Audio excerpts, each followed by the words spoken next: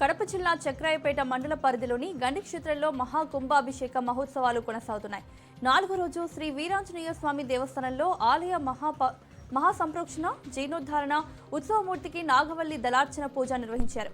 శ్రీ వీరాంజనేయ స్వామి దేవస్థానంలో ఏర్పాటు చేసిన యాగశాలలో హోమాలు, పూర్ణాహుతి, మహామంగళ హారతి తదితర పూజలు నిర్వహించారు.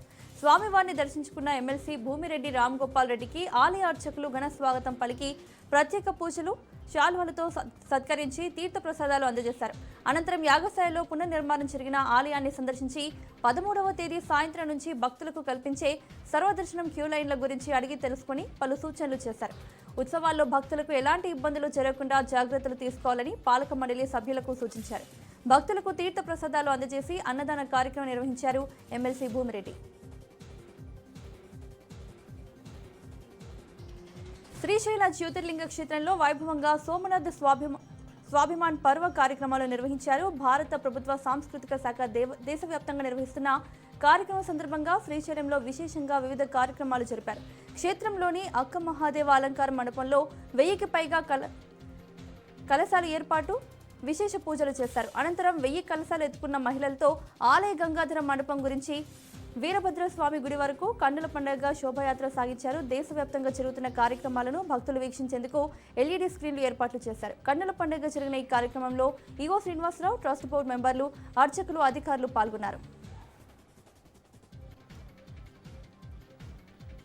జగిత్యాల జిల్లా మల్యాలలోని కొండగట్టు ఆంజనేయ స్వామిని మంత్రి అడ్లూరి లక్ష్మణ్ కుమార్ దర్శించుకుని ప్రత్యేక పూజలు నిర్వహించారు. పెద్ద హనుమాన్ జయంతి ఉత్సవాల సందర్భంగా ఆలయంలో ఆధ్యాత్మిక వాతావరణం నెలకొంది. భారీ సంఖ్యలో భక్తులు తరలివచ్చి అంజన్న సేవలో పాల్గొన్నారు. ఆలయ సాంప్రదాయం ప్రకారం అర్చకులు, అధికారులు మంత్రికి ఘన స్వాగతం పలికారు. స్వామివారి సన్నిధిలో ప్రత్యేక పూజలు నిర్వహించి మొక్కులు చెల్లించుకున్నారు. దర్శనానంతరం ఆలయ అర్చకులు వేదోక్త మంత్రోచ్చారణల మధ్య ఆశీర్వచనం అందించి తీర్థ ప్రసాదాలు అందజేశారు. ఉత్సవాల ఏర్పాట్లపై మంత్రి అధికారులతో మాట్లాడి వివరాలు తెలుసుకున్నారు. భక్తులకు ఎలాంటి ఇబ్బందులు కలగకుండా చర్యలు తీసుకోవాలని ఆదేశించారు.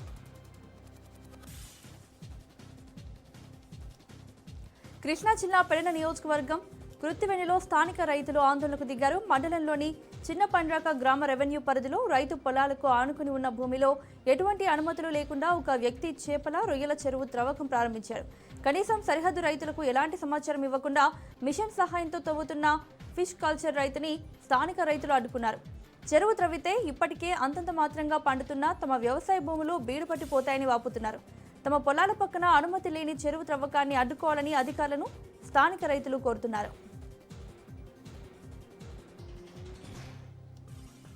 భద్రాద్రి కొత్తగూడెం జిల్లాలో దారుణ ఘటన చోటు చేసుకుంది.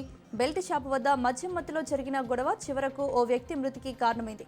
బూర్గంపాడు మండలం లక్ష్మీపురం లారీ యార్డు సమీపంలో స్థానికంగా ఉన్న ఓ బెల్ట్ షాపులో మద్యం సేవించిన 3 వ్యక్తుల మధ్య మాటామాటా పెరిగి ఘర్షణకు దారితీసింది. అక్కడ ఉన్న స్థానికులు వెంటనే జోక్యం చేసుకుని వారికి సర్ది చెప్పడంతో పరిస్థితి సద్దుమణిగింది. అనంతరం వారు అక్కడి నుంచి రూమ్ వద్దకు వెళ్లిన అనంతరం ఒకరిపై ఒకరు దాడి చేసుకున్నారు. ఈ ఘర్షణలో తీవ్ర గాయాల పాలైన ఓ వ్యక్తి అక్కడికక్కడే మృతి చెందాడు. సమాచారంతో పోలీసులు సంఘటనా స్థలానికి చేరుకుని పరిశీలించి మృతుడిని బీహార్ రాష్ట్రానికి చెందిన కుందన్ సింగ్ గా గుర్తించారు. మృతదేహాన్ని పోస్ట్ మార్టం నిమిత్తం ప్రభుత్వాసుపత్రికి తరలించారు. ఘటనపై కేసు నమోదు చేసి దర్యాప్తు చేపట్టారు.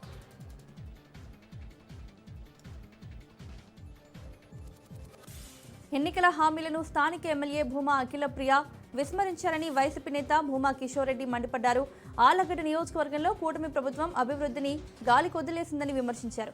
అధికారంలోకి రాగానే ఏడాదికి 5,000 ఉద్యోగాలు ఇప్పిస్తామని ఆర్భాటంగా హామీ ఇచ్చారని, తీరా వచ్చాక ఆ ఊసే మర్చిపోయారని ఆరోపించారు. నిరుద్యోగులను నమ్మించి వంచారని, నియోజకవర్గంలో నిరుద్యోగ నిర్మూలన ఎక్కడ జరిగిందో ఎమ్మెల్యే అఖిలప్రియ సమాధానం చెప్పాలని కిషోర్ రెడ్డి డిమాండ్ చేశారు. మార్కెఫెడ్ ద్వారా మొక్కజొన్న కొనుగోలు కేంద్రాలను ఏర్పాటు చేయడంలో ప్రభుత్వం ఘోరంగా విఫలమైందన్నారు. నంద్యాల జిల్లాలోని ఇతర ప్రాంతాల్లో కొనుగోలు కేంద్రాలు ప్రారంభమైనప్పటికీ ఆలగడ్డలో మాత్రం వాటి జాడలేదని దుయ్యబట్టారు.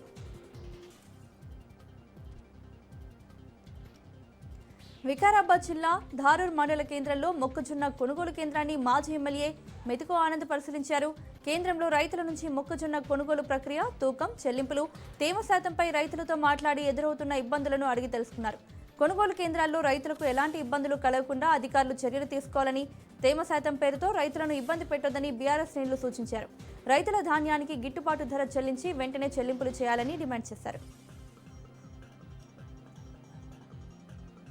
పోలవరం జిల్లా చింతూరు డివిజన్లోని కూనవరం మండలంలో రోడ్డు ప్రమాదం జరిగింది. పండ్రాజుపల్లి గ్రామం నుంచి చింతూరుకు అతివేగంగా బైక్పై వెళ్తున్న ముగ్గురు యువకులు ఎదురుగా వస్తున్న ట్రాక్టర్ని ఢీకొట్టారు. ప్రమాదంలో స్పాట్లో 2 మృతి చెందగా ఒకరికి తీవ్ర గాయాలయ్యాయి. సమాచారంతో సంఘటనా స్థలానికి చేరుకుని కేసు నమోదు చేసిన పోలీసులు గాయపడ్డ వ్యక్తిని 108 అంబులెన్స్లో భద్రాచలం తరలించారు. అతివేగమే ప్రమాదానికి కారణంగా గుర్తించి దర్యాప్తు చేపట్టారు. అంబేద్కర్ కోనసీమ జిల్లా రాచూరులో ఇసుక మాఫియా రెచ్చిపోతుంది. నియోజకవర్గ పరిధిలోని సోంపల్లి, దిండి, సకినేటిపల్లి రీచ్ల నుండి అడ్డగోలుగా అక్రమ ఇసుక త్రవ్వకాలు జరుపుతున్నా అధికారులు కనీసం పట్టించుకోవడం లేదని పలువురు ఆరోపిస్తున్నారు. తెల్లవారుజామునే త్రవ్వకాలు ప్రారంభించి దాదాపు 10 గంటల సమయంలోపు పని కానిచ్చేస్తున్నారు.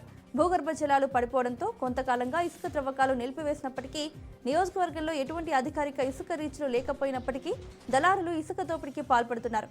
నిర్మాణ రంగంలో ఇసుకకు విపరీతమైన డిమాండ్ ఉండడంతోనే ఇలా అక్రమ మార్గంలో ఇష్టారాజ్యంగా త్రవ్వేస్తూ ట్రాక్టర్లపై తరలి చేస్తున్నారు. ఇంత జరుగుతున్న అధికారులు నామమాత్రపు జరిమానాలు వేసి వదిలేస్తుండడంపై పలు అనుమానాలకు తావిస్తోంది. ఇప్పటికైనా సంబంధిత అధికారులు స్పందించి దళారీ వ్యవస్థపై కఠిన చర్యలు తీసుకోవాలని స్థానికులు డిమాండ్ చేస్తున్నారు. రాజమహేంద్రవరంలో టీడీపీ పార్టీ నూతన అధ్యాయానికి శ్రీకారం చుట్టింది. పార్టీ శ్రేణుల్లో ఉత్సాహాన్ని నింపుతూ 100 అడుగుల ఆవు రోడ్డులో జిల్లా పార్టీ కార్యాలయ నిర్మాణానికి అత్యంత వైభవంగా శంకుస్థాపన చేశారు. రుడా చైర్మన్ బొడ్డు వెంకటరమణ ఆధ్వర్యంలో జరిగిన ఈ కార్యక్రమానికి పార్టీ అగ్రనేతలు, ఎమ్మెల్యేలు గోరంట్ల బుచ్చయ్య చౌదరి, ఆదిరెడ్డి శ్రీనివాస్, ముప్పిడి వెంకటేశ్వరరావు, రాష్ట్ర శెట్టి బలిజ కార్పొరేషన్ చైర్మన్ కుడుపూడి సత్యబాబు, మాజీ ఎమ్మెల్సీ ఆదిరెడ్డి అప్పారావు, ప్రజాప్రతినిధులు భారీగా తరలివచ్చారు. ఈ కార్యాలయం కేవలం ఒక భవనం మాత్రమే కాదని తూర్పుగోదావరి జిల్లాలో పార్టీ విజయాలకు వేదిక కాబోయే శక్తి కేంద్రమని రుడా చైర్మన్ అన్నారు. ఆధునిక సౌకర్యాలతో కార్యకర్తలకు ఎల్లవేళలా అందుబాటులో ఉండేలా దీన్ని నిర్మిస్తామని తెలిపారు. మహబూబాబాద్ జిల్లా కొత్తగూడెం మండలం ఓటాయి గ్రామంలోని మొక్కజొన్న కొనుగోలు కేంద్రం వద్ద ఉద్రిక్తత నెలకొంది. రైతన్నల కష్టం అంగడి పాలవుతుంటే పాలకులు, అధికారులు మొద్దు నిద్రపోతున్నారంటూ బీఆర్ఎస్ పార్టీ ఆధ్వర్యంలో నిరసన కార్యక్రమాన్ని చేపట్టారు. పంటను అమ్ముకునేందుకు ఏకంగా 2 నెలలుగా రైతులు పడిగాపులు కాస్తున్నారని, ఒకవైపు అకాల వర్షాలు, మరోవైపు మండుటెండలు రైతులను ఉక్కిరిబిక్కిరి చేస్తున్నాయని మండిపడ్డారు. నెల రోజులుగా రైతులు అవస్థలు పడుతున్నా అధికారులు పట్టించుకోకపోవడంపై బీఆర్ఎస్ శ్రేణులు ఆరోపిస్తున్నారు. రైతులకు గోనె సంచులు లేవంటూ కొనుగోలు నిలిపివేస్తారా అని అధికారులను నిలదీశారు. తక్షణమే కొనుగోలు ప్రక్రియను పూర్తి చేయాలని, లేని పక్షంలో రైతుల పక్షాన ఉద్యమాన్ని ఉధృతం చేస్తామని వేణు హెచ్చరించారు. నంద్యాల జిల్లా కొత్తపల్లి మండలంలో తీవ్ర విషాదం నెలకొంది. దుధ్యాల గ్రామంలో ఓ యువకుడు అప్పుల బాధ తాళలేక బలవన్ మరణానికి పాల్పడ్డాడు. గత 5 ఏళ్లుగా బైక్ మెకానిక్గా పనిచేస్తున్న ప్రవీణ్ నెలకు వచ్చే 10,000 రూపాయల ఆదాయంతో కుటుంబాన్ని నెట్టుకొస్తున్నాడు. అయితే పెరిగిన ఇంటి ఖర్చులు, చేసిన అప్పులు తీర్చే మార్గం కనిపించకపోవడంతో గత కొంతకాలంగా ప్రవీణ్ తీవ్ర మనస్తాపానికి గురయ్యాడు. నిన్న రాత్రి పని ముగించుకుని ఇంటికి వచ్చి ఎప్పటిలాగే కుటుంబ సభ్యులతో కలిసి భోజనం చేశాడు. తెల్లవారుజామున ప్రవీణ్ తన గదిలో విగతజీవిగా కనిపించడంతో తల్లిదండ్రులు కన్నీరు మున్నీరయ్యారు. చేతికి వచ్చిన కొడుకు ఇలా అర్ధాంతరంగా తను చాలించడంతో ఆ కుటుంబంలో విషాద ఛాయలు అలుముకున్నాయి. సమాచారం అందుకున్న పోలీసులు ఘటనా స్థలానికి చేరుకుని పరిస్థితిని సమీక్షించి కేసు నమోదు చేసి దర్యాప్తు చేపట్టారు.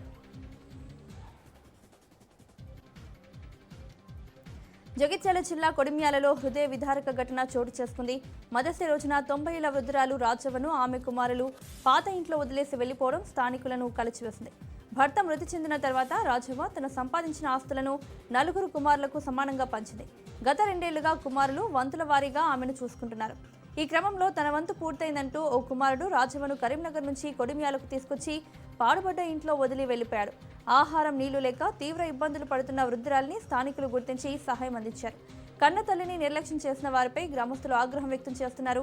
రాజవ్వకు సరైన వైద్యం, సంరక్షణ కల్పించి బాధ్యులపై చర్యలు తీసుకోవాలని డిమాండ్ చేస్తున్నారు.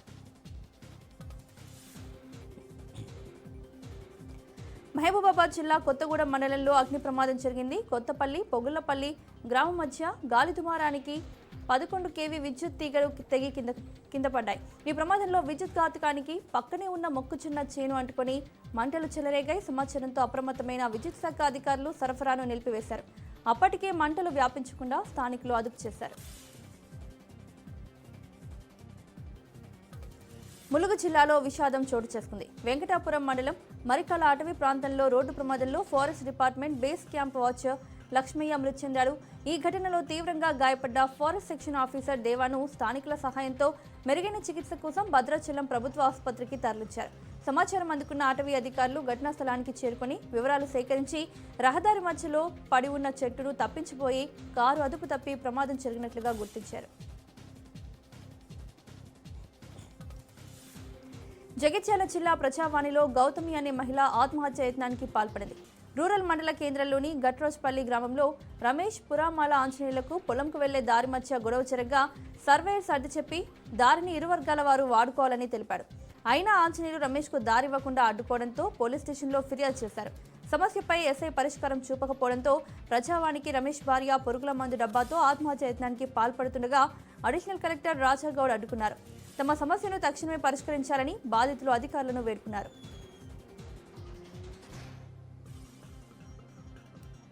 వరంగల్ జిల్లా నర్సంపేట ఆర్డీఓ కార్యాలయంలో విషాదం చోటు చేసుకుంది. విధి నిర్వహణలో ఉన్న డీఏఓ శ్రీనివాసరావు అకస్మాత్తుగా గుండెపోటుతో మృతి చెందారు. ఆఫీసులో పనిచేస్తుండగా డీఏఓకు ఒక్కసారిగా గుండెపోటు వచ్చింది. సహాయ ఉద్యోగులు వెంటనే స్పందించి ఆసుపత్రికి తరలించే ప్రయత్నం చేసినప్పటికీ ఫలితం లేకపోయింది. విధి నిర్వహణలో ఉండగానే ఆయన మరణించడంతో కార్యాలయంలో తీవ్ర విషాదం నెలకొంది.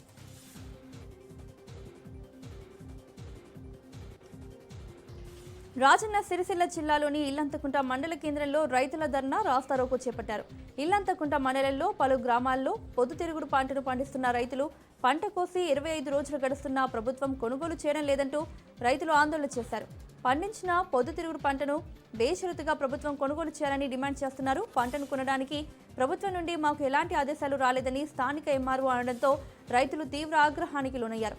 రైతులతో ఆర్డీఓ ఫోన్లో మాట్లాడి 4 రోజుల్లో మీ సమస్యను పరిష్కరిస్తామని చెప్పడంతో రైతులు ఆందోళనను విరమించారు.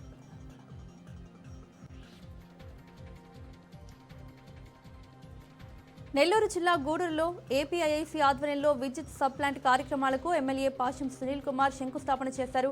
ఆటోనగర్లో 11 kV విద్యుత్ సౌకర్యం ఏర్పాటు కోసం 2,70,00,000 రూపాయలతో పనులు చేపట్టనున్నారు. విద్యుత్ సబ్స్టేషన్ ఏర్పాటుతో గూడూరు పారిశ్రామికంగా అభివృద్ధి చెందుతోందని, ఇప్పటి వరకు 9 కోట్ల రూపాయలతో అభివృద్ధి పనులు చేపట్టినట్లు ఎమ్మెల్యే సునీల్ కుమార్ తెలిపారు. ఆటోనగర్లో కొత్తగా మరో 316 షాపులు ఏర్పాటు చేయనున్నట్లు తెలిపారు. పారిశ్రామిక వారం నుంచి చిల్లకూరు వరకు కనెక్టివిటీ రోడ్ను ఏర్పాటు చేసేందుకు కృషి చేస్తామని తెలిపారు. టీడీపీ పార్టీ మహానాడుకు నెల్లూరు జిల్లా తొలిసారిగా ప్రాధాన్యత సంతరించుకోనుంది. కొడవలూరు మండలం ఇఫ్కో కిసాన్ సెజ్ భూములతో 250 ఎకరాల్లో మహానాడు ఏర్పాట్లు శరవేగంగా జరుగుతున్నాయి. మహానాడు పనులను మంత్రి నారాయణ, ఎమ్మెల్యే వేమిరెడ్డి ప్రశాంత్ రెడ్డి, జిల్లా అధ్యక్షుడు బీదా రవిచంద్ర యాదవ్ పరిశీలించారు. 13వ తేదీ టీడీపీ ముఖ్య నేతలు మహానాడు ప్రాంగణంలో సమావేశమవుతున్నట్లు పార్టీ వర్గాలు తెలిపాయి. 3 రోజుల పాటు జరిగే మహానాడు కార్యక్రమంలో తొలి 2 రోజులు పార్టీ డెలిగేట్స్, 3వ రోజు 7 లక్షల మందితో భారీ బహిరంగ సభ నిర్వహిస్తున్నట్లు మంత్రి నారాయణ తెలిపారు.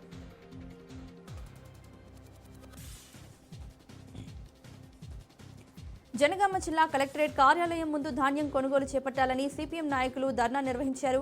జిల్లా కేంద్రంలోని వరి, ధాన్యం, మొక్కజొన్న కొనుగోలులో జరుగుతున్న జాప్యాన్ని అరికట్టి త్వరితగతిన కొనుగోలు పూర్తి చేయాలని డిమాండ్ చేశారు. కలెక్టరేట్ ముందు నినాదాలు చేస్తూ వరి కల్లాల్లో నిల్వ ఉన్న ధాన్యాలను వెంటనే కొనుగోలు చేయాలని ప్రభుత్వాన్ని కోరారు. లేకుంటే రైతులతో కలిసి పెద్ద ఎత్తున ఉద్యమిస్తామని హెచ్చరించారు.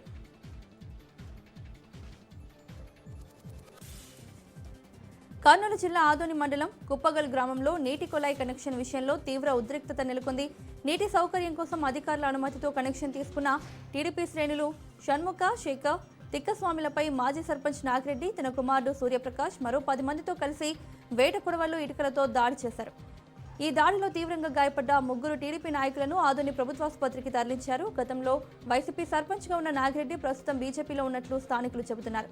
పోలీసులు సంఘటనా స్థలానికి చేరుకుని వివరాలు సేకరించి దర్యాప్తు చేపట్టారు.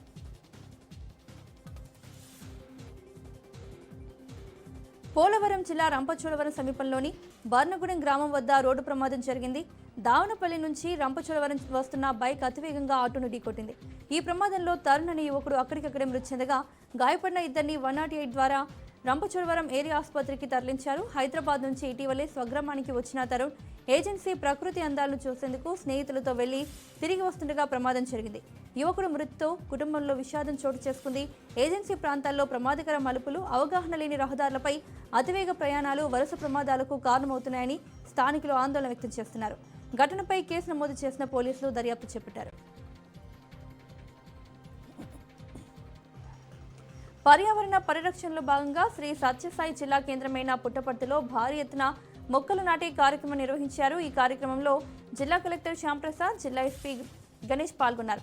పట్టణ మున్సిపల్ సర్కిల్ నుండి ఫైర్ స్టేషన్ వరకు ఉన్న రహదారి వనం మార్గంలో సుమారు 330 మొక్కలను ప్రజాప్రతినిధులు, అధికారులు, విద్యార్థులతో కలిసి నాటారు. పర్యావరణ సమతుల్యతను కాపాడడంలో మొక్కల పాత్ర కీలకమని, జిల్లా వ్యాప్తంగా అటవీ విస్తీర్ణాన్ని పెంచేందుకు ఇలాంటి కార్యక్రమాలు నిరంతరం కొనసాగుతాయని కలెక్టర్ శ్యామ్ తెలిపారు. రహదారి పొడవునా పచ్చదనం వెల్లివిరిసేలా అటవీ శాఖ తీసుకున్న ఈ చొరవను స్థానికులు అభినందించారు.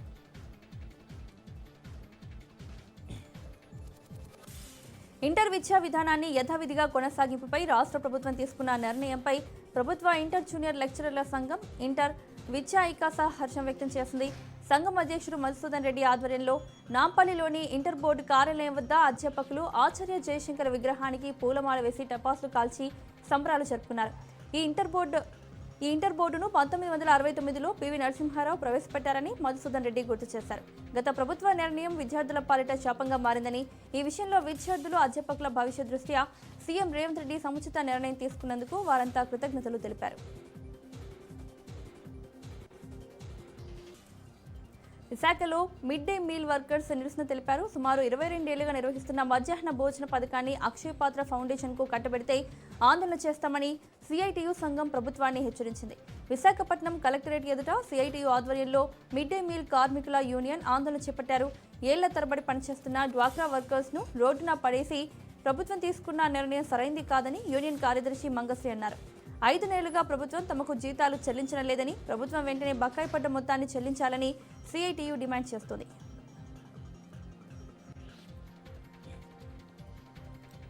మహబూబాబాద్ జిల్లాలో ధాన్యం కొనుగోలు జాప్యాన్ని నిరసిస్తూ ఏఐకేఎస్ ఆధ్వర్యంలో కలెక్టరేట్ ఎదుట రైతులు ఆందోళన చేపట్టారు. ధాన్యం, మొక్కజొన్న పంటలను కొనుగోలు చేయాలని రైతులు డిమాండ్ చేశారు. కొనుగోలు జాప్యంతో రైతులు తీవ్ర ఇబ్బందులు పడుతున్నామని ఏఐకేఎస్ రాష్ట్ర కార్యదర్శి వెంకన్న ఆవేదన వ్యక్తం చేశారు. ఐకేపీలో నెల రోజులుగా కొనుగోలు కోసం రైతులు పడిగాపులు కాస్తున్నారని అన్నారు. గన్ని సంచుల కొరత, ధాన్యం బస్తాలు తూకం వేసిన లారీల కోసం రైతులు ఎదురు చూస్తున్నారు. ఇప్పటికైనా ఉన్నతాధికారులు స్పందించి ధాన్యం కొనుగోలు త్వరితగతిన చేపట్టాలని, లేని ఎడల ఆందోళనలు తీవ్రతరం చేస్తామని హెచ్చరించారు.